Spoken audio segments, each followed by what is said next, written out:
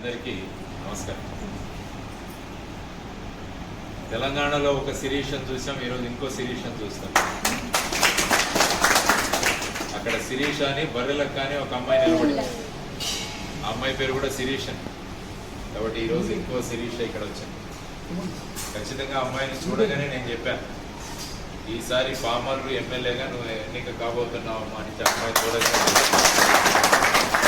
ఎందుకంటే ఆ అమ్మాయి దగ్గర ఉన్న విశ్వాసం, ఆ కళ్ళలో ఉన్న కాంతి, నేను సాధిస్తాను అన్న పట్టుదల, ఇవి మూడు కనపడగానే నాకు అనిపించింది. దాంతోపాటు వారి వెంట వచ్చిన మీరందరూ కూడా. ఎందుకంటే ముఖ్యంగా మహిళలకు పెద్ద పీట వేస్తుంది జై భారత్ నేషనల్ పార్టీ. ఎందుకంటే మన ఆంధ్రప్రదేశ్ రాష్ట్రం తీసుకున్న పురుషుల ఓటర్ల కన్నా మహిళా ఓటర్లు ఎక్కువ ఉన్నారు మన రాష్ట్రంలో, అది మీ అందరికీ తెలుసు. కాబట్టి మీరు కనుక సంఘటితంగా నిర్ణయించుకున్నారంటే మీ నిర్ణయాన్ని మార్చే అధికారం కానీ ధైర్యం కానీ మీ ఇంటి వారికి కూడా ఉండదు.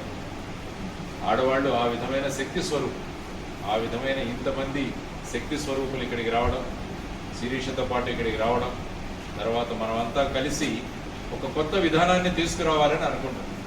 అందుకనే మేము అనేక విషయాలు ప్రకటించాం మీది. అందులో ముఖ్యంగా మేము చెప్తున్నది ఏంటంటే, గ్రామాలలో చాలామంది మద్య నిషేధం